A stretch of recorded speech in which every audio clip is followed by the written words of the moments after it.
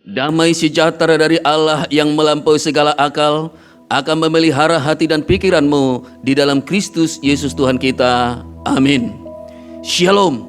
Saudara yang Tuhan kasihi, kita patut bersyukur kepada Tuhan yang memberikan kekuatan kesehatan kepada kita hingga sampai saat ini kita masih dapat berjumpa.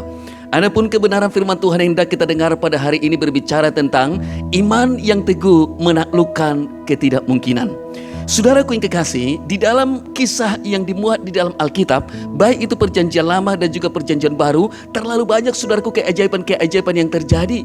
Banyak saudaraku kemustahilan saudaraku yang bisa terjadi. Sebab apa? Memang dikatakan di dalam Injil Lukas pasal 1 ayat 37, sebab bagi Allah tidak ada yang mustahil. Mungkin kita berkata saudaraku, itu kan bagi Allah. Bagaimana kalau bagi manusia? Juga saudaraku, di dalam Injil Markus pasal 9 ayat 23 juga dikatakan hal yang sama. Tidak ada yang mustahil bagi orang yang percaya. Jadi kalau saudara percaya, kalau semua orang yang percaya saudaraku, apa yang tidak mungkin menjadi mungkin. Salah satu saudaraku yang dimuat di dalam kisah yang ada di dalam Injil Markus pasal 5 ayat 25, diulas di sana saudaraku, ada seorang ibu yang sudah sakit saudaraku, bukan setahun 5 tahun, bukan 10 tahun, tetapi 12 tahun. Disebutkan di sana ibu ini saudaraku telah mengalami sakit pendarahan selama 12 tahun. Tetapi apa yang terjadi saudaraku? Segala upaya untuk mendapatkan kesembuhan, dia telah pergi ke berbagai tabib untuk mendapatkan kesembuhan, dan segala apapun harta yang dia punya pun sudah dihabiskan demi untuk mendapatkan kesembuhan. Tetapi apa yang terjadi saudaraku? Kesembuhan tidak kunjung dia dapat. Tetapi malah sebaliknya firman Allah mengatakan keadaan ibu ini makin buruk, keadaannya saudaraku makin melemah.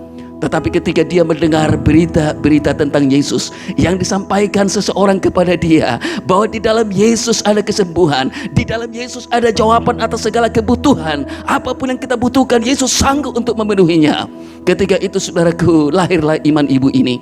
Ketika lahir imannya saudaraku dipelihara dari hari ke hari, kemudian saudaraku imannya menjadi iman yang teguh. Ketika iman yang teguh saudaraku menguasai ibu ini, melanda hidup ibu ini, maka suatu hari saudaraku, ketika Yesus mendekati daerah mereka, maka ketika itu juga saudaraku ibu ini mulai mengatakan saudaraku sesuatu yang lahir dari iman yang teguh. Dia katakan, jika aku berhasil, jika aku memegang puncak jubah Yesus, aku akan sembuh. Dia katakan demikian. Lalu apa yang terjadi saudaraku? Ibu ini pun walaupun saudaraku tertati-tati, walaupun lunglai karena keadaannya sudah memburuk oleh karena sakit penyakit yang ada, dia kerahkan saudaraku daya yang masih ada, dia kerahkan kemampuan yang masih ada, dan puji Tuhan, dia berhasil saudaraku memegang yaitu jubah Yesus. Dan ketika saudaraku dia memegang puncak jubah Yesus, maka pada saat ini saudaraku, dia merasakan sendiri bahwa pendarahan itu berhenti. Dia merasakan sendiri bahwa tubuhnya sudah sembuh, sudah saudaraku mengalami pemulihan. Dan pada saat itu saudaraku, segala hormat ucapan syukur ditujukan oleh ibu ini. Karena apa saudaraku? Iman yang teguh yang dia miliki benar-benar saudara-saudaraku sanggup menaklukkan ketidakmungkinan. Siapa yang bisa menyangka saudaraku, hanya dengan memegang saja, hanya dengan memegang saja bisa terjadi kesembuhan. Ternyata sebelumnya saudaraku sudah macam-macam obat saudaraku yang diminum, dimakan saudaraku, tetapi tidak pernah saudaraku mengalami kesembuhan. Tetapi dengan iman yang teguh, dia pegang saudaraku jubah Yesus, kesembuhan pun terjadi kepadanya. Hal yang sama juga kita akan nikmati saudaraku pada hari ini, yaitu kebenaran firman Tuhan, di mana saudaraku iman yang teguh dapat menaklukkan ketidakmungkinan. Mari kita buka saudaraku dalam pembacaan yang diulas di dalam kitab 2 Raja-Raja pasal yang ke-6 ayat yang ke-24 sampai dengan pasal 7 ayat yang ke-20. Sehubungan karena ayat ini cukup panjang, saya langsung jelaskan saja saudaraku, ada apa yang dijabarkan atau dijelaskan lewat saudaraku 2 Raja-Raja pasal 6 ayat yang ke-24 sampai pasal 7 ayat yang ke-20. Dia katakan saudara-saudaraku, sesudah itu Ben-Hadad Raja Aram saudaraku menghimpun seluruh tentaranya untuk apa? Untuk melakukan pengepungan kepada orang Israel. Ketika saudara-saudaraku dikerahkan semua tentara yang ada ini, karena apa saudaraku? Ben-Hadad Raja Aram ini tidak puas saudaraku untuk tidak menaklukkan bangsa Israel, dan dia pikir saudaraku strategi yang paling jitu, yang paling baik, bagaimana cara untuk menaklukkan bangsa Israel itu dengan melakukan pengepungan. Maka tentaranya saudaraku dikerahkan secara keseluruhan untuk apa? Mengepung tembok kota Samaria. Sebab apa dia pikir, saudara-saudaraku, kalau mereka berusaha menerobos tembok kota Samaria ini, mungkin barangkali tidak sedikit dari mereka yang tewas, dan mungkin mereka akan kalah. Sebab apa? Tentara-tentara Israel itu memiliki kecakapan, saudaraku, untuk menembakkan panah, untuk saudara yang kasih melakukan perlawanan dari balik tembok atau dari atas tembok kota Samaria. Maka pada waktu itu strategi yang paling baik menurut yaitu Ben-Hadad Raja Aram ini, dikepung saja. Biarlah kalian berkemah mengepung. Supaya apa? Supaya bangsa Israel tidak berani keluar. Tidak ada yang berani keluar dari tembok itu untuk yaitu melakukan usaha pekerjaan sehari-hari mereka. Tidak bisa lagi mengolah pertanian mereka. Tidak bisa, saudara-saudaraku, yang berdagang melakukan perdagangan antar daerah.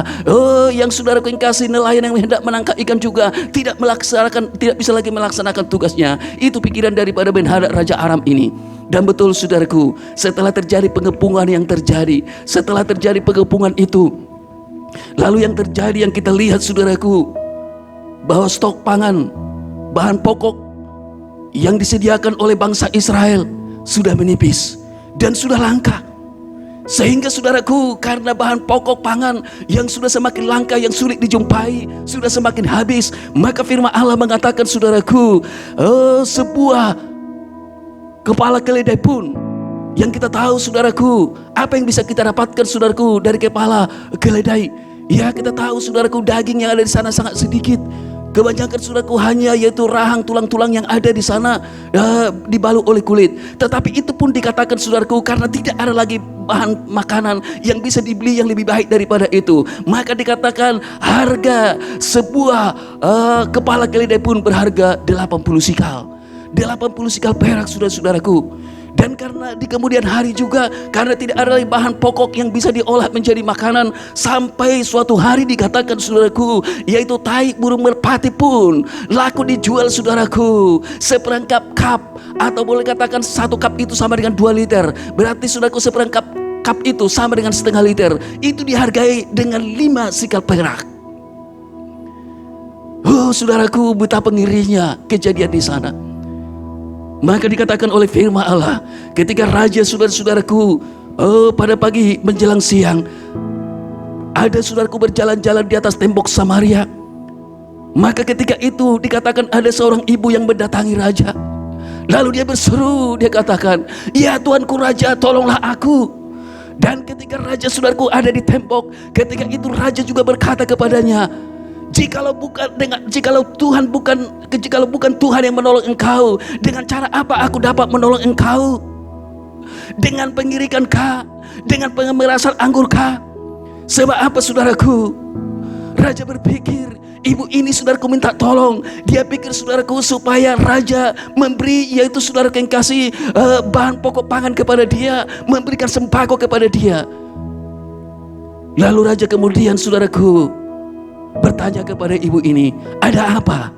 Ibu ini pun berkata, saudara-saudaraku, dia katakan, ibu ini berkata kepadaku, berilah anakmu kita makan hari ini, dan biarlah anakku kita makan besok hari.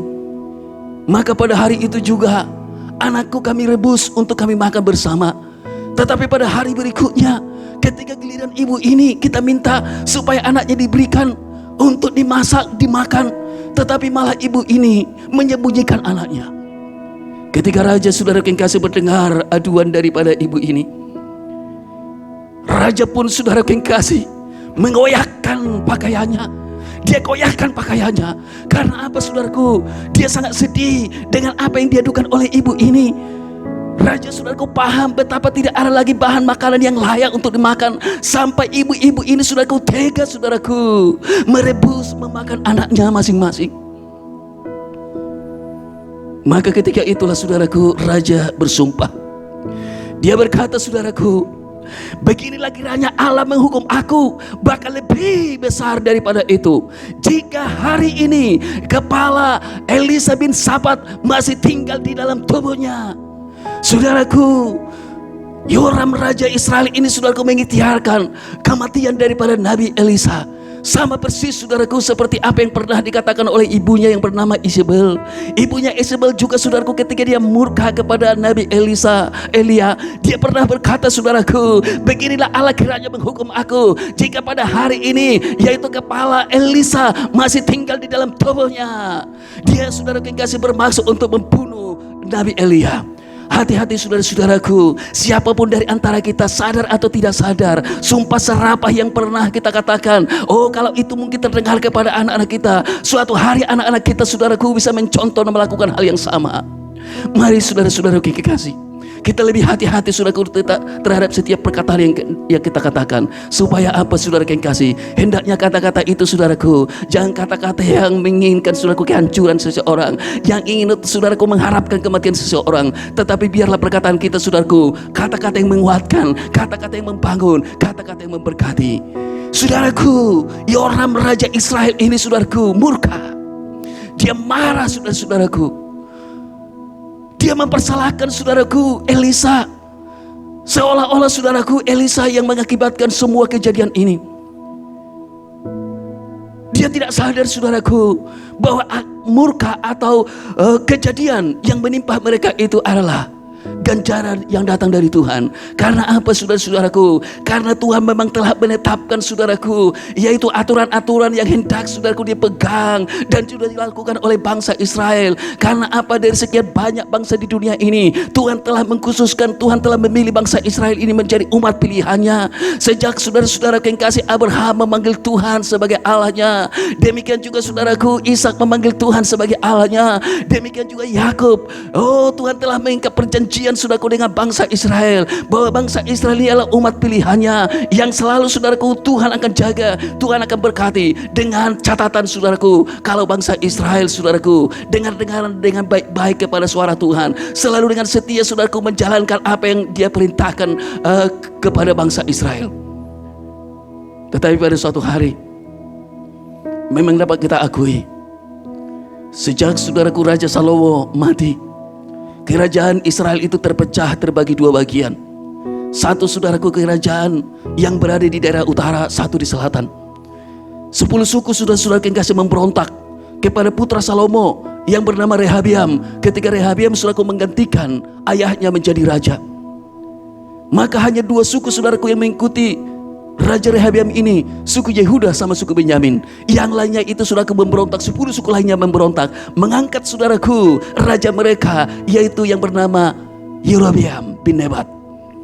Ternyata apa yang terjadi saudaraku, politik daripada Yerobeam bin Nebat ini, dia takut saudaraku suatu hari 10 suku bangsa Israel ini condong hatinya mengikuti Raja Rehabiam. Maka dia mengambil satu keputusan untuk tidak lagi saudaraku mengizinkan bangsa Israel 10 suku ini datang, yaitu menyembah Tuhan, datang saudaraku ke Yerusalem, ke bait Allah beribadah. Maka apa yang terjadi? Yerobeam bin Nebat ini saudaraku melakukan yaitu hal yang menyakitkan hati Tuhan.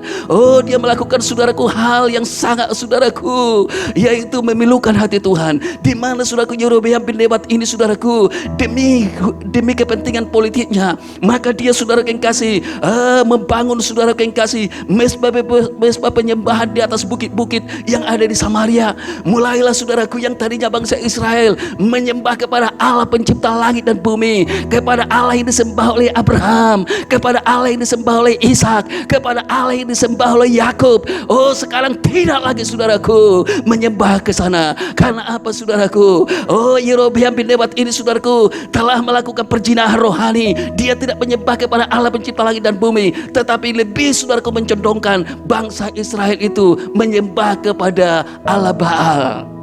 Allah Baal saudara-saudaraku. Dan ketika itulah murka Tuhan. Maka berkali-kali sebenarnya Tuhan itu selalu mengingatkan bangsa Israel yang dipimpin oleh Raja Yerobeam. Demikian juga saudaraku yang dipimpin oleh keturunan Raja Yerobeam ini, yaitu Ahab. Tuhan berkali-kali saudaraku menegur bangsa Israel. Oh, Tuhan sengaja saudaraku membangkitkan musuh untuk mendatangkan kesusahan, mendatangkan saudara yang kasih kengerian kepada bangsa Israel. Karena bangsa Israel telah meninggalkan Tuhan. Sampai kepada saudaraku kerajaan Yoram sebagai Raja Israel yang baru saja saudaraku kita bahas. Dan ketika itu saudara-saudaraku, Yoram ini mempersalahkan. Dia pikir saudaraku, hanya karena Elisa lah yang mengakibatkan semuanya ini.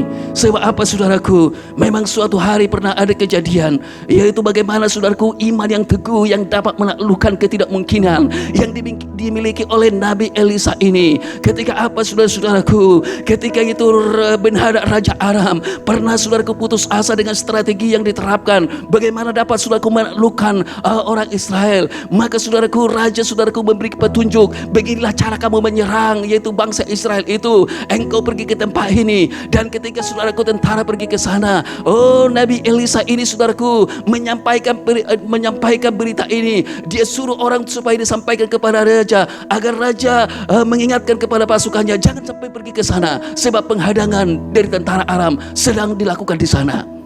Setelah berkali-kali saudaraku penghadangan itu tidak mempan, tidak berhasil, maka Ben-Hadad Raja Aram ini saudaraku marah. Lalu dia berkata, siapa dari antara kita yang memihak kepada bangsa Israel sehingga strategi yang kita terapkan itu selalu dimentalkan oleh pasukan bangsa Israel. Lalu salah satu saudaraku pegawai dari Raja Aram ini mulai berkata, ya Tuanku Raja, sesungguhnya tidak ada di antara kami yang memihak kepada bangsa Israel. Tetapi yang membuat semua strategi ini tidak mempan, tidak berhasil menaklukkan bangsa Israel adalah nasihat seorang abdi Allah yang bernama Elisa. Elisa lah yang memperkatakan itu. Setiap arahan yang Tuanku sampaikan kepada pasukan, semua itu terdengar kepada pendengaran daripada Nabi Elisa. Maka apa yang Tuanku katakan disampaikan kepada Raja Israel, sehingga tidak berhasil menaklukkan bangsa Israel. Dan ketika itulah saudara-saudaraku, Ben-Hadad Raja Aram ini murka, marah. Lalu dikerahkan saudaraku seluruh tentara yang masih ada saudaraku. Untuk apa? Hanya untuk menangkap satu orang. Hanya untuk menangkap satu orang yang bernama Elisa, saudara. Seluruh tentara yang ada saudaraku dikerahkan berangkat pada malam hari. Setelah terdengar kepada raja bahwa Elisa ini sedang ada di Dotan, maka dilakukanlah pengepungan. Dan pagi harinya saudaraku, ketika fajar menyingsing, hamba daripada Elisa ini saudaraku melihat betapa banyaknya saudaraku, yaitu kereta, kuda-kuda, tentara-tentara yang mengelilingi saudaraku kota Dotan. Bagi hamba ini saudaraku, kecelakaan yang terjadi. Sebab apa? Tidak ada celah bagi mereka berdua untuk melarikan diri, meloloskan diri saudaraku dari penghadangan tentara Aram. Tetapi dalam ketakutan yang ada saudaraku,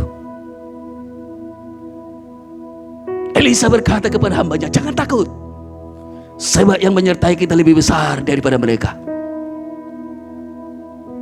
Dan saudara-saudaraku, ketika dia berdoa, Tuhan, bukakanlah mata hambaku ini. Hamba itu juga saudaraku melihat saudaraku, matanya celik. Kalau tadinya saudaraku mata jasmani biasa, yang mudah saudaraku melihat sesuatu yang menakutkan. Tetapi sekarang saudaraku mata kemuliaan Allah yang saudaraku menghinggapi penglihatan daripada hamba ini. Maka hamba ini melihat sesungguhnya saudaraku laskar yang besar, yang jauh lebih hebat daripada yang dimiliki oleh tentara Aram, saudara-saudaraku. Ternyata ada menyertai mereka. Dan ketika tentara Aram turun saudaraku hendak menangkap Elisa, setelah tentara ini mendekat hendak menangkap Elisa, seketika itu Elisa saudaraku berdoa bermohon kepada Tuhan, Tuhan, kiranya Engkau membutakan mata seluruh tentara ini. Dan pada saat itu juga saudaraku, mata tentara itu buta. Apa yang terjadi saudaraku? Kalau seseorang yang tadinya saudaraku dapat melihat, sekarang sudah menjadi buta, tentu saudaraku seluruh dunia ini rasanya gelap bagi orang yang sedang buta. Tentu seluruh perlengkapan senjata yang mereka miliki, yang mereka saudaraku sandang, terlepas dari tangan, terlepas mungkin dari badan, sehingga saudaraku tentara-tentara Arab yang sudah menjadi buta ini saudaraku tinggal menjadi tawanan yang mungkin jalannya saudaraku sudah lunglai. Tetapi abdi Allah yang bernama Elisa berkata, siapa yang kau cari? Ikutlah aku akan tunjukkan kepadamu. Dan ketika itu saudaraku, Nabi Elisa pun menuntun seluruh tentara Aram ini saudaraku dibawa menuju kota Samaria. Sesampainya di kota Samaria, saudaraku, di sana sudah ada Raja Yoram, di sana ada tentara-tentara, di sana ada masyarakat Israel. Melihat, saudaraku, tontonan yang sangat, saudaraku, yaitu mengasihkan. Sebab apa? Hanya satu orang yang bernama Elisa, saudaraku, dapat menawan tentara Aram, saudaraku. Hanya dengan satu orang dibantu dengan pembantunya, saudaraku, dapat menaklukkan tentara Aram. Dan ketika, saudaraku, tentara Aram ini yang sedang buta ada di hadapan raja, di hadapan tentara, di hadapan masyarakat. Dan ketika itu juga Elisa berdoa kepada Tuhan, ya Tuhan, jalikanlah, ya Tuhan, bukakanlah mata para tentara ini. Dan pada hari itu juga, saudara, pada saat itu juga mata tentara yang tadinya buta sekarang melihat. Dan ketika tentara Aram ini, saudaraku, melihat mata mereka terbuka, mereka pun takut. Sebab apa? Ternyata mereka tidak berada lagi di Dotan, tetapi mereka telah berada di kota Samaria.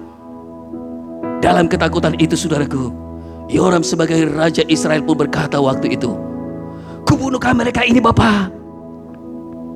Dia berkata, saudaraku, kepada Nabi Elisa, kubunuhkah mereka ini, Bapa?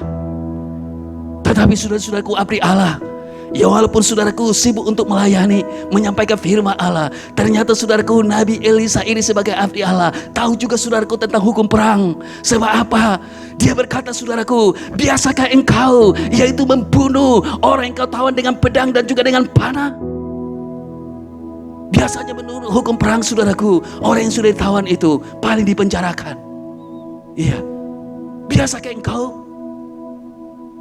Elisa tidak membiarkan, saudaraku, Yoram membunuh tentara ini. Tetapi Elisa malah menyuruh dia. Dia katakan, hidangkan makanan kepada mereka, beri makanan kepada mereka. Dan setelah mereka makan kenyang, biarkanlah mereka pulang ke negerinya. Maka Yoram pun sebagai raja Israel, saudaraku, tidak jadi membunuh, tetapi malah menghidangkan makanan yang dibutuhkan oleh tentara Aram. Melihat kejadian semacam ini, saudara-saudara, seharusnya memang menghadap Raja Aram ini, saudaraku, berhutang budi. Tidak pantas, saudaraku, yang kasih melakukan penyerangan kembali lagi kepada bangsa Israel. Sebab apa? Atas nasihat, atas kebijakan dan juga kemurahan hati seorang abdi Allah yang bernama Elisa, saudaraku, sepatutnya, saudaraku, bisa di bumi hanguskan tentaranya, tetapi diizinkan untuk hidup kembali. Tetapi karena ini, saudaraku, seizin daripada Tuhan. Karena apa? Tuhan sedih melihat sikap Yoram, ya, di mana, saudaraku, Yoram ini, saudaraku, tidak kembali ke jalan Tuhan, tidak kembali ke jalan Tuhan. Dia, saudaraku, kasih tetap, yaitu melakukan penyembahan seperti apa yang pernah dilakukan nenek moyang yang bernama Yerobeam. Demikian seperti apa yang dilakukan oleh ayahnya Ahab, saudaraku. Tetap, saudaraku, membawa Israel tekun menyembah kepada Allah Baal. Akibat daripada, saudaraku, penyimpangan yang dilakukan oleh Yoram sebagai Raja Aram, digenapilah apa yang dikatakan, saudaraku, di dalam kitab Ulangan pasal 28. Apa dikatakan di dalam Ulangan pasal 28 ini? Dia katakan, saudaraku, di dalam Ulangan pasal 28 ini ada, saudaraku, yang terdapat di sana, yaitu berkat dan kutuk. Bagi siapa berkat, bagi siapa kutuk? Dia katakan, saudaraku, di dalam Ulangan pasal 28 ayat 1, jika engkau baik-baik mendengarkan suara Tuhan Allahmu dan melakukannya dengan setia segala perintahnya yang kusampaikan kepadamu pada hari ini, maka Tuhan Allahmu akan mengangkat engkau di atas segala bangsa di bumi. Segala berkat ini akan turun, segala berkat ini akan datang kepadamu dan menjadi bagianmu jika engkau mendengarkan suara Tuhan Allahmu. Diberkatilah engkau di kota dan diberkatilah engkau di ladang. Firman Allah mengatakan, saudaraku, segala berkat ini akan datang dan menjadi milikmu apabila, saudaraku, mereka dengan baik-baik mendengarkan firman Allah. Apabila bangsa Israel, saudaraku, dengan setia melakukan segala perintah Tuhan, berkat, segala berkat yang terbaik, segala berkat yang dibutuhkan oleh bangsa Israel, Tuhan akan cukupkan, Tuhan akan lengkapi. Tetapi sebaliknya kita lihat, jika bangsa Israel, saudaraku, meninggalkan Tuhan, jika bangsa Israel berpaling untuk menyembah, saudaraku, yang bukan Allah, apa yang terjadi? Dikatakan di dalam Ulangan pasal 28 ayat 15, dia katakan demikian, saudaraku, tetapi jika engkau tidak mendengarkan suara Tuhan Allahmu dan tidak melakukan dengan setia segala perintah dan ketetapannya yang kusampaikan kepadamu pada hari ini, maka segala kutuk ini akan datang kepadamu dan mencapai engkau. Terkutuklah engkau di kota dan terkutuklah engkau di ladang, terkutuklah terkutuklah bakulmu dan tempat adoranmu. Saudara-saudaraku, apa yang membuat saudaraku musuh-musuh Israel ini bangkit untuk mendatangkan kesusahan bagi mereka? Akibat daripada kutuk yang menimpa bangsa Israel. Karena Israel telah meninggalkan Tuhan. Karena Israel, saudaraku, tidak setia lagi memuja Allah pencipta langit dan bumi. Maka saudaraku, ada sesuatu yang terjadi. Dari sekian banyak kutuk bagi orang yang tidak bersungguh-sungguh lagi mendengarkan suara Tuhan. Bagi orang yang tidak lagi, saudaraku, setia melakukan perintah Tuhan. Apa yang dikatakan di dalam Ulangan pasal 28 ayat yang Ulangan pasal 28 ayat yang ke-53 dikatakan, saudaraku, dan engkau akan memakan buah kandunganmu, yakni anakmu laki-laki dan anakmu perempuan yang diberikan kepadamu oleh Tuhan Allahmu dalam keadaan susah dan sulit yang ditembulkan oleh musuhmu kepadamu. Akibat daripada kutuk salah satu, saudaraku, musuh-musuh akan mendatangkan kesusahan kepada mereka, sehingga bahan pangan, saudara, makanan yang wajar tidak ada lagi mereka dapati. Sampai dia katakan, saudaraku, suatu hari, saudaraku, ibu yang melahirkan dengan susah payah, yang bertaruh, saudaraku, nyawa untuk melahirkan seorang anak, saudaraku, dia sudah mengarahkan waktu, tenaga, pikiran, apa yang dia punya, saudaraku, merawat, membesarkan anak ini. Tetapi oleh karena kelaparan, karena mereka tidak kuat, tidak sanggup lagi menghadapi kelaparan yang ada, sampai, saudaraku, ibu yang begitu sayang, ibu yang begitu cinta kepada anaknya, sampai tega, saudaraku, merebus anaknya untuk dimakan. Apa yang membuat semuanya ini? Kutuklah yang mengakibatkannya. Yang mengakibatkan semua ini kutuk. Kutuk itu terjadi karena mereka tidak mau, saudara yang kasih, lagi mendengarkan suara Tuhan. Tidak mau lagi, saudaraku, menjalankan perintah Tuhan dengan baik. Saudara yang Tuhan kasih, ketika Yoram hendak, saudaraku, memenggal kepala Elisa bin Safat, dia menyuruh suruhan, saudaraku, di depannya, supaya suruhan ini, saudaraku, begitu berjumpa, begitu bertemu dengan Elisa, supaya langsung, saudaraku, kepalanya bengkal. Tetapi firman Allah mengatakan ketika itu Elisa duduk di rumahnya bersama dengan tua-tua, duduk tenang di rumahnya, duduk tenang di hadirat Tuhan. Mungkin kita berkata, saudaraku, apakah Elisa bersama dengan tua-tua tidak mengalami kelaparan? Apakah selalu tersedia bahan pokok makanan bagi mereka? Mungkin juga tidak. Mungkin juga, saudaraku, mereka sedang kelaparan, karena memang tidak ada lagi bahan pangan yang bisa mereka makan, saudaraku. Karena, saudaraku, begitu lama tentara Aram ini berkemah untuk melakukan pengepungan, tidak ada yang berani keluar, saudaraku, untuk mencari bahan makanan. Tetapi anak Tuhan, saudaraku, sangat berbeda sikapnya dengan yang bukan anak Tuhan. Sikap, saudaraku, anak yang hormat kepada Tuhan, sikap orang yang mempercayakan hidupnya kepada Tuhan, walaupun terjadi kesusahan, walaupun terjadi kelaparan, tetap mereka dikatakan duduk tenang. Tidak ada perbuatan keji yang mereka lakukan seperti yang dilakukan oleh masyarakat Israel. Tidak ada di sana, saudara-saudaraku, anak-anak Tuhan yang tega, saudaraku, melakukan perbuatan yang keji, tidak. Tetapi bagi anak-anak Tuhan, saudara-saudara yang kekasih, kalau terpaksa harus lapar, biar ayah dan ibu, saudaraku, bersama dengan anak-anaknya lapar bersama. Kalau memang ada berkat yang bisa mereka nikmati, biar bapak ibu bersama dengan anak-anaknya menikmati berkat yang ada. Kalau ada, saudaraku, kelimpahan berkat, biar sama-sama kenyang. Itulah sikap yang Tuhan inginkan, saudara-saudaraku. Apapun yang terjadi dalam kehidupan kita, mari kita duduk tenang di hadirat Tuhan. Sebab kita tahu tepat pada waktunya Tuhan akan mendatangkan, saudaraku, pertolongan. Tuhan akan turut bekerja mendatangkan kebaikan tepat pada waktunya. Itulah, saudaraku yang kekasih, yang selalu ada di dalam diri Elisa bin Safat ini, saudaraku. Itulah, saudaraku, yang selalu ada di dalam hati para tua-tua yang menyertai dia. Ketika mereka, saudaraku, duduk bersama dengan tua-tua, Elisa yang diberkati oleh Tuhan ini mendengar. Dia berkata kepada para tua-tua yang mendampingi dia, tahukah kalian bahwa si pembunuh itu telah menyuruh seseorang untuk datang ke tempat ini hendak memenggal kepalaku. Aku berkata kepada kalian, ketika suruhan itu datang, cepat-cepatlah tutup pintu dan tahanlah. supaya jangan sampai suruhan itu datang lalu melakukan apa yang telah disuruhkan oleh tuannya. Sesungguhnya aku telah mendengar langkah tuannya ada di belakang suruhan itu. Ternyata saudaraku, sementara dia berkata demikian, sebelum para tua-tua menutup pintu, raja, saudaraku yang kekasih, langsung kelihatan. Lalu raja berkata, sesungguhnya malapetaka ini datang dari Tuhan. Mengapakah aku harus percaya kepada dia lagi? Dia tuduh, saudaraku. Dia katakan sesungguhnya malapetaka ini datangnya dari Tuhan. Mengapakah aku harus percaya kepada dia? Saudaraku, Yoram raja Israel ini menuduh sesuatu bahwa, saudaraku yang kekasih, kesusahan yang mereka alami datangnya dari Tuhan. Iya, mungkin bisa saja, saudaraku. Dan mungkin kesusahan yang terjadi itu benar-benar dari Tuhan. Karena apa, saudara yang kekasih? Karena Tuhan ingin melampiaskan murkanya. Dia tidak mau selamanya, saudaraku, umat kekasihnya, umat yang sayang, umat pilihannya, saudaraku, harus berlama-lama meninggalkan Tuhan. Sehingga terjadi sesuatu, saudaraku, ganjaran yang harus diterima oleh bangsa Israel, di mana, saudara yang kasih, Tuhan timpakan kelaparan oleh karena pengepungan yang dilakukan oleh tentara Aram, saudara-saudaraku. Sebab apa? Raja itu berkata, saudaraku, di dalam dua raja-raja ini, sesungguhnya malapetaka ini adalah daripada Tuhan. Mengapakah aku berharap kepada Tuhan lagi?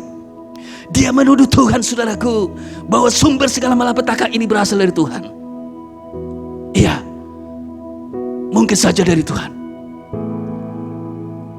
Tetapi Tuhan melampiaskan murkanya karena dia sayang kepada bangsa Israel, supaya bangsa Israel segera menyadari kekeliruannya untuk tidak meninggalkan Tuhan. Tetapi supaya bangsa Israel itu, saudaraku, datang menyembah kepada Tuhan. Sebab apa?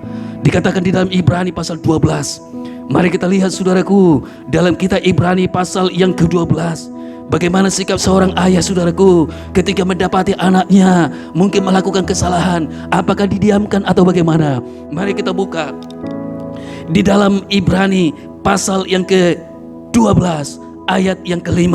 Dikatakan demikian, saudaraku, hai anakku, janganlah anggap enteng didikan Tuhan, dan janganlah putus asa apabila engkau diperingatkannya, karena Tuhan menghajar orang yang dikasihinya, dan ia menyesah orang yang dia akuinya sebagai anak. Jika kamu harus menanggung ganjaran, Allah memperlakukan kamu seperti anak. Di manakah terdapat anak yang tidak dihajar oleh ayahnya? Saudaraku, dikatakan, hai anakku, janganlah engkau anggap enteng didikan Tuhan. Sebenarnya kesusahan yang dialami oleh bangsa Israel sebagai jalan untuk mendidik mereka, supaya mereka, saudara yang kasih, meninggalkan yaitu Allah Baal, Allah yang mati, supaya mereka tinggalkan dan berbalik mereka menyembah kepada Allah yang hidup. Di dalam kitab Ibrani pasal 12 ini, saudaraku, dijelaskan Allah itu sebagai bapa bagi Israel. Israel itu ada Allah anaknya. Maka dia katakan, saudaraku, di manakah ada seorang ayah yang ketika, saudaraku, melihat anaknya melakukan kesalahan, lalu ayah itu diam saja? Ayah yang betul, saudaraku, mengasihi anaknya, dia tidak tinggal diam, saudaraku, tetapi dia akan mendisiplin. Dia akan memberikan disiplin, saudaraku, yang tegas kepada anaknya. Mungkin, saudaraku, disiplin yang sedikit keras, atau mungkin keras tetapi terkendali, tetapi terukur, saudara-saudaraku. Itu yang harus dilakukan oleh seorang ayah kepada anak yang dikasihi. Ketika anak, mungkin, saudaraku, 10 tahun, 20 tahun kemudian, didikan ayah yang tegas, hajaran ayah yang tegas kepada anak, saudaraku, akan mendatangkan hasil yang baik. Mari kita lihat, saudaraku, apa terusan daripada ayat ini. Dikatakan di dalam Ibrani pasal 12 ayat 8, tetapi jikalau kamu bebas dari ganjaran yang harus diderita oleh setiap orang, maka kamu bukanlah anak, tetapi anak-anak gampang. Kalau ada anak yang salah, kalau anak ada yang keliru, ayahnya diam saja, ibunya diam saja, saudaraku, itu akan melahirkan anak yang gampang. Tahukah seperti apa, saudaraku, anak yang gampang? Anak gampang itu anak yang tidak berkualitas, anak yang tidak berguna, saudaraku. Kalaupun dia hidup, hanya sekedar hidup, saudaraku. Karena apa? Anak-anak gampang itu, saudaraku, adalah anak-anak pemalas, anak-anak yang tidak kreatif, saudaraku, yang hanya menggantungkan, saudaraku, kebutuhannya, yang hanya menggantungkan, saudaraku, segala apa yang diinginkannya, saudaraku, hanya yaitu dari pemberian papa dan mamanya, yang hanya mengandalkan, saudaraku, pemberian-pemberian dari ayahnya, sekitarnya yang akan memenuhi kebutuhannya. Inilah ciri-ciri anak-anak yang gampang. Ciri-ciri anak gampang itu, saudaraku, kalau suatu hari dia menjadi dewasa, suatu hari saudaraku menikah, suatu hari saudaraku punya anak, dia tidak pernah berpikir, saudaraku, menjadi laki-laki yang cakap, saudaraku, untuk mendatangkan, saudaraku, nafkah kepada istri dan anak-anaknya. Tetapi ciri-ciri anak yang gampang itu, saudaraku, dia tidak pernah berpikir bagaimana mendapatkan pekerjaan yang baik. Dia tidak pernah berpikir, saudaraku, bagaimana dapat, saudaraku, mencukupkan kebutuhan diri sendiri. Dan kalau dia punya istri dan anak, dia tidak pernah berpikir, saudaraku, bagaimana dia menjadi, yaitu papa, menjadi sumber pencari nafkah yang baik. Tidak. Tetapi segala kebutuhannya, walaupun dia sudah, saudaraku, menikah, ketika menikah semua pembiayaan dibiayai oleh ayah dan ibunya. Ketika dia punya istri dan anak juga, saudaraku, segala kebutuhannya juga selalu diharapkan papa dan mamanya yang harus mencukupkan kebutuhannya, kebutuhan istrinya dan anak-anaknya. Coba saudara bayangkan, coba saudara pikirkan, seperti apa hidup seperti ini? Tentu hidup seperti ini hidup yang tidak berkualitas. Ini adalah sekedar hidup, saudaraku. Inilah hidup yang tidak berguna. Tetapi kalau ingin menjadi pribadi yang berkualitas, kalau ingin seseorang anak, saudaraku, menjadi pribadi yang kuat, yang kokoh, yang benar-benar, saudaraku, sanggup, saudaraku, berdiri, yaitu berdiri di atas kaki sendiri, yang sanggup, saudaraku, yang kasih memiliki pekerjaan yang terbaik.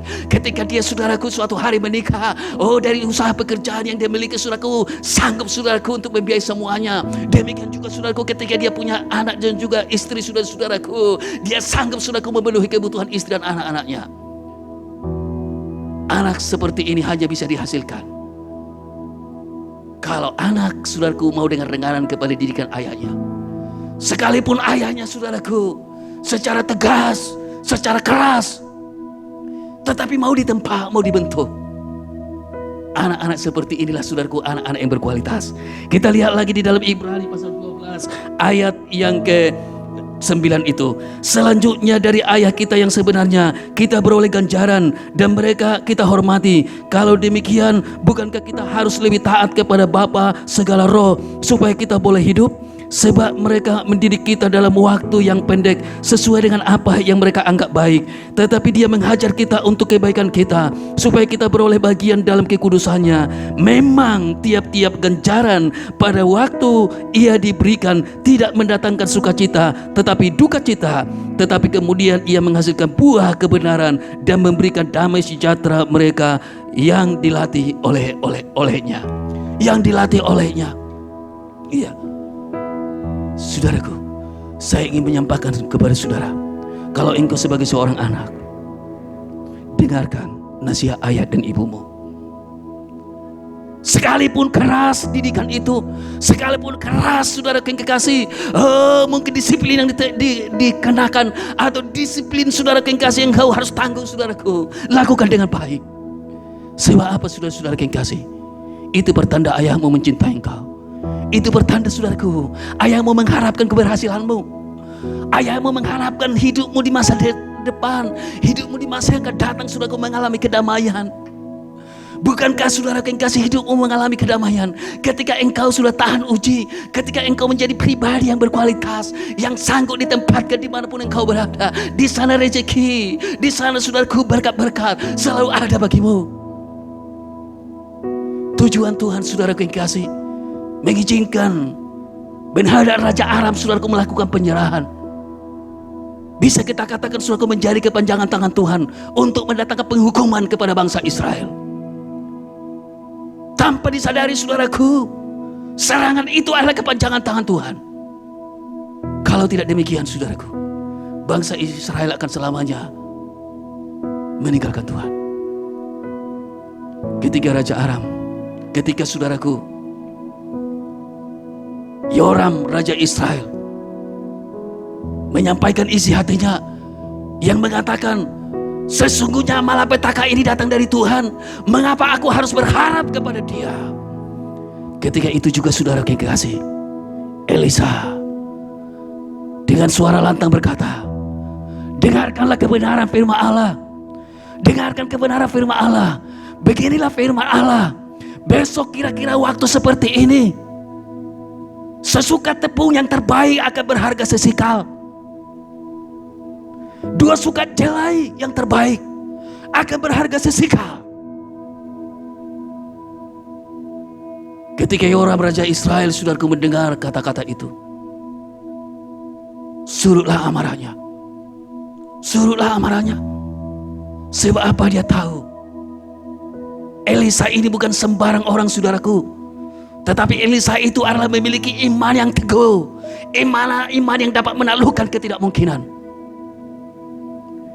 Tetapi perwira ajudan raja yang mendampingi raja, ketika mendengar, saudara-saudaraku, firman ini disampaikan oleh Nabi Elisa yang mengatakan besok pada waktu hari seperti ini, pada waktu seperti ini akan terjadi sesukat tepung yang terbaik berharga sesikal. Dua sukat jelai akan berharga sesikal. Perwira ajudan raja itu berkata, sekalipun Tuhan yang membuat tingkat-tingkat langit, masakan hal itu mungkin terjadi? Masakan hal itu bisa terjadi? Tetapi Elisa menjawab, saudaraku, perwira yang menjadi ajudan raja itu, sesungguhnya matamu sendiri akan menyaksikan hal itu, tetapi engkau tidak akan makan apa-apa daripadanya. Elisa berkata, sesungguhnya besok engkau akan lihat dengan matamu sendiri, tetapi engkau tidak akan makan apa-apa daripadanya. Setelah Nabi Elisa menyampaikan, saudaraku, kebenaran firman Allah, raja bersama perwira yang menjadi ajudannya pun meninggalkan Elisa, lalu mereka pulang ke istananya. Ternyata, saudara-saudaraku, ada 4 orang yang berpenyakit kusta. Di mana, saudaraku, ke-4 orang ini sedang ada, saudaraku, di luar pintu gerbang kota Samaria. Karena memang demikian, saudaraku, orang yang berpenyakit kusta itu dianggap penyakit kutuk. Jadi siapapun, saudaraku, dari tengah-tengah keluarga, kalau sampai ada, saudaraku, yang kena kusta, orang itu tidak boleh lagi tinggal di rumah. Kalau dia seorang ayah, seorang istri dan juga anak-anak harus tegas, saudaraku, untuk mengusir yaitu ayah itu untuk tidak tinggal di rumah. Karena apa? Dianggap, saudaraku, penyakit kusta itu penyakit yang berbahaya yang dapat menular kepada anggota keluarga lainnya. Itu adalah ketetapan, saudaraku, yang ditetapkan oleh para imam. Sehingga, saudaraku, 4 orang ini, saudaraku, diasingkan, terusir, saudaraku, dari lingkungan masyarakat. Akhirnya mereka, saudaraku, diasingkan. Mereka dibuang, saudaraku, untuk mengembara, saudaraku, di ladang, di luar daripada lingkungan tempat tinggal masyarakat orang Israel. Tetapi apa yang terjadi, saudara-saudaraku? Walaupun mereka itu dianggap, saudaraku, bukan lagi yaitu manusia yang berguna, bukan lagi, saudara yang kasih, manusia yang berharga, saudaraku. Ketika mereka melihat kejadian yang terjadi, 4 orang ini, saudaraku, sama seperti orang Israel mengalami kelaparan. Ternyata 4 orang ini juga, saudaraku, merasa lapar. Lalu apa yang terjadi? Dalam perbincangan ke-4 orang yang berpenyakit kusta ini, mulailah mereka berbincang, apa yang hendak kita lakukan. Kalau kita berdiam dengan begini saja, tidak lama kemudian nasib kita tidak beda seperti nasib penduduk orang-orang Israel yang ada di Samaria, yang sudah banyak mati karena tidak sanggup menghadapi kelaparan yang ada. Mungkin kita suatu hari juga akan mengalami kematian karena tidak ada makanan lagi bagi kita. Tetapi kalau kita berpikir juga untuk masuk ke kota, memberanikan diri untuk masuk ke kota untuk mendapatkan makanan, juga apa gunanya kita ke sana? Sebab di kota Samaria pun sudah tidak ada makanan. Kita sudah melihat sudah banyak orang yang mati kelaparan. Lalu apa yang terjadi, saudaraku? Salah satu dari 4 orang yang berpenyakit kusta ini mendapat ide. Dia berkata, saudaraku, bagaimana kalau ini yang kita lakukan? Baiklah kita bergerak, baiklah kita melangkah, pergi ke perkemahan tentara Aram. Jika tentara Aram itu membiarkan kita hidup, maka kita pun hidup. Tetapi jika tentara Aram itu mematikan kita, maka kita pun akan menjadi mati. Sebab apa, saudara yang kasih? Diam pun kita mati. Meminta sesuatu pun kita kepada Raja Israel, Raja Israel tidak mungkin memberikan sesuatu kepada kita. Maka betul, saudara yang kasih, mereka melakukan action, mereka melakukan pergerakan, saudara-saudaraku. Dan ketika mereka berempat, saudaraku, melangkahkan kaki mereka, ingin menjumpai, saudaraku, ingin, saudara yang kasih, masuk, saudaraku, ke perkemahan tentara orang Aram ini. Maka apa yang terjadi? Pada saat itu juga mujizat terjadi. kuasa Allah turun seperti apa yang difirmankan oleh Nabi Elisa, saudaraku, terjadi. Karena apa, saudaraku? Ketika itu tentara Aram yang sedang ada di dalam kemah, tiba-tiba mereka mendengar suara gemuruh, di mana mereka dengar suara kereta perang, mereka dengar suara langkah kuda, dan juga mereka dengar, yaitu saudaraku, suara-suara tentara yang sangat besar. Sehingga mereka berkata terhadap seorang yang lain, mereka berkata sesama tentara itu, saudaraku, dia katakan, bukankah kita dengarkan yaitu tentara yang besar sedang datang menuju ke tempat ini? Jangan-jangan yaitu Raja Israel telah mengupah tentara raja-raja orang Het, telah mengupah tentara raja-raja orang Misraim, yaitu raja-raja orang Mesir, untuk bersatu menyerang kita. Maka saudaraku, karena ketakutan luar biasa yang melanda, saudaraku, pasukan tentara Aram ini, maka dengan buru-buru tentara Aram ini pun, saudaraku, meninggalkan semua perbekalan di dalam kemah. Semua, saudaraku, stok pangan yang ada di sana mereka tinggalkan. Bahkan dikatakan, saudaraku, keledai yang tertambat, kuda yang tertambat pun mereka biarkan, pakaian-pakaian pun mereka tinggalkan. Lalu mereka lari, saudaraku, untuk menyelamatkan diri. Ketika keempat yang berpenyakit kusta ini melihat, saudara yang kekasih, di dalam kemah itu tersedia makanan dan juga minuman yang melimpah. Mereka berempat pun, saudaraku, melahap makanan itu, menghilangkan rasa lapar mereka. Oh, mereka pesta di sana. Mereka bersyukur dengan hidangan yang ada. Setelah mereka, saudaraku, kenyang makan dan juga minum, mereka pun, saudara kekasih, melihat di sana, saudaraku, perbekalan. Di sana ada tepung yang terbaik, di sana ada jelai, di sana ada berbagai bahan makanan, saudaraku. Mereka angkut lalu mereka sembunyikan. Juga dikatakan, saudaraku, ada emas dan perak. Mereka angkat, mereka sembunyikan. Demikianlah mereka, saudaraku, yaitu memasuki kemah yang satu dengan kemah yang lain. Semua di sana banyak perbekalan yang sangat luar biasa. Melihat tuayan yang melimpah, berkat yang melimpah itu, saudaraku, maka ketika mereka beristirahat sejenak, mulailah mereka berkata, tidak baik apa yang kita lakukan ini. Karena apa? Hari ini terjadi kabar baik, hari ini terjadi kabar sukacita, saya itu kabar kelimpahan. Kenapa kita hanya duduk berdiam saja menikmati berkat yang ada ini? Kalau kita tetap duduk sampai fajar menyingsing, sampai tiba pagi, bisa saja Tuhan akan menghukum kita. Biarlah ini kita lakukan.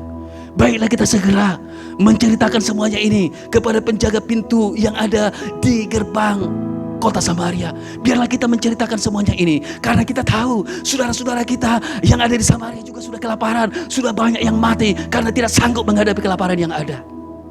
Oh, rupanya, saudaraku, orang yang berpenyakit kusta ini, walaupun mereka direndahkan, diremehkan, dianggap mereka itu, saudaraku, menjadi orang-orang yang tidak berguna. Oh, rupanya belas kasihan masih ada di dalam diri mereka.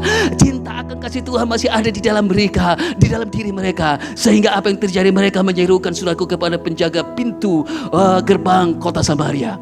Dan ketika, saudaraku, penjaga pintu gerbang Samaria mendengar semua apa yang diceritakan oleh 4 orang kusta ini, walaupun, saudaraku, masih malam, oh, para penjaga pintu gerbang kota Samaria pun pergi ke istana lalu menyerukan itu kepada raja.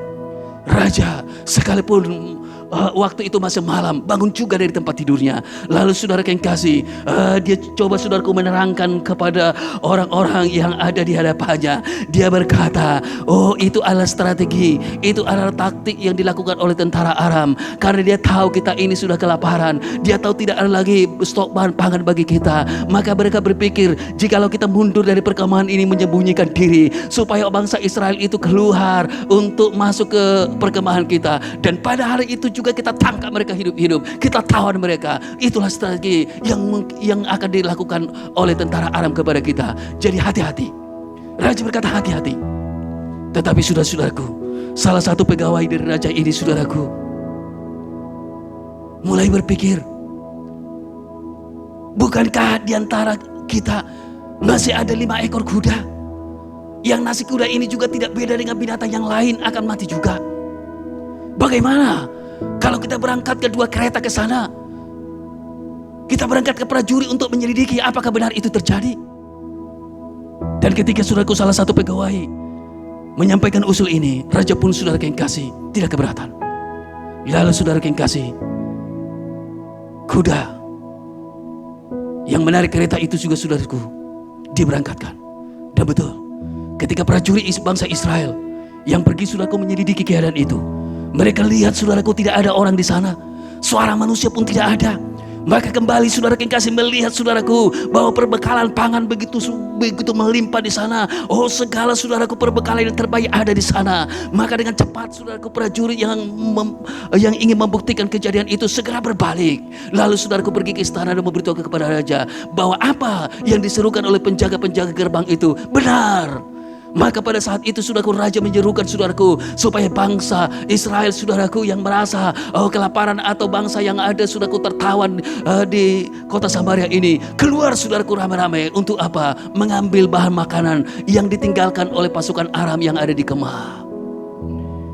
Oh, saudara-saudaraku yang kekasih, rakyat saudaraku begitu bersorak, begitu sungguh-sungguh saudaraku melakukan segala apapun untuk mengangkut saudaraku dari kemah yang satu ke kemah yang lain. Seluruh perbekalan tentara Aram yang sangat baik, yang sangat melimpah itu mereka angkut. Dan raja saudaraku menempatkan perwira yang menjadi ajudannya ketika itu saudaraku. Lagi saudaraku ditugaskan untuk menjaga pintu gerbang. Ketika saudaraku yang kasih orang bolak-balik saudaraku membawa dan juga saudaraku pergi untuk mengambil perbekalan yang ada di perkemahan tentara Aram itu saudaraku. Tanpa saudaraku yang kekasih sengaja ketika perwira yang adalah ajudan raja ini saudaraku menyaksikan berkat yang berlimpah itu dengan matanya sendiri saudaraku. Ternyata kerumunan dan juga saudaraku arus bolak-balik yang ada di pintu gerbang ini saudaraku yang membuat perwira ini saudaraku terinjak-injak.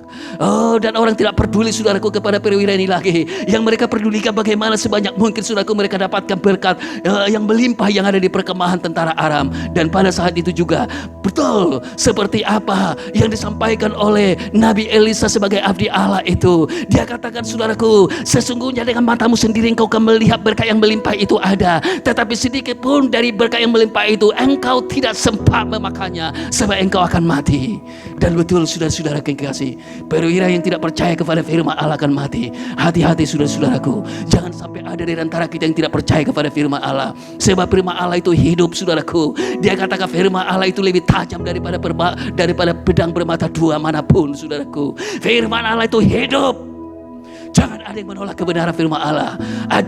Perwira ajudan yang mendampingi raja saudaraku, karena tidak percaya, akhirnya saudaraku mati dalam ketidakpercayaannya tanpa mendapat apa-apa pun. Saudara yang Tuhan kasih, dari kebenaran firman Allah yang kita dengar pada hari ini, berkat apa saudaraku yang kasih yang bisa kita petik dari kejadian ini? Saudaraku yang kekasih, adakah engkau pada saat ini sedang merasakan bahwa persoalanmu terlalu berat? Engkau sedang merasa kesulitan? Atau mungkin apakah engkau saudara-saudaraku sedang merasa seolah-olah saudaraku tidak sanggup lagi untuk hidup, tetapi kalau disuruh untuk mati engkau takut? Apa yang kau lakukan? Lihat kebenaran firman Allah. Kalau kesusahan itu tidak engkau inginkan berlama-lama menimpa engkau, jangan sampai kita berlaku seperti orang Israel yang meninggalkan Tuhan, yang telah mengangkat mereka menjadi umat pilihan dari semua bangsa-bangsa yang ada di dunia ini, yang selalu siap mendampingi mereka. Tetapi sejak kepimpinan Raja Yerobeam turun kepada Raja Ahab, turun kepada Raja Yoram saudaraku, mereka meninggalkan saudara yang kasih Allah, sehingga murka Tuhan turun atas mereka. Tuhan bangkitkan saudaraku musuh yang mendatangkan kesusahan kepada mereka. Jangan sampai ada saudaraku yang meninggalkan Tuhan. Yang kedua, apa yang bisa kita lihat dari kejadian ini saudaraku? Mari kita bersikap saudaraku seperti Nabi Elisa. Kesulitan apapun yang terjadi, dia tetap saudaraku menjalani dengan keyakinan bahwa Tuhan akan menolong dia. Tuhan akan membela dia. Tepat pada waktunya Tuhan akan menunjukkan kuasanya untuk menolong dia, sehingga ada ketenangan di hadirat Tuhan. Dia tidak melakukan hal yang keji seperti yang dilakukan oleh orang Israel. Hal yang ketiga yang bisa kita lihat saudaraku dari kejadian ini, sikap 4 orang yang berpenyakit kusta. Saya melihat saudaraku ada 3 sikap yang sangat luar biasa yang dimiliki saudaraku yang kasih 4 orang kusta ini.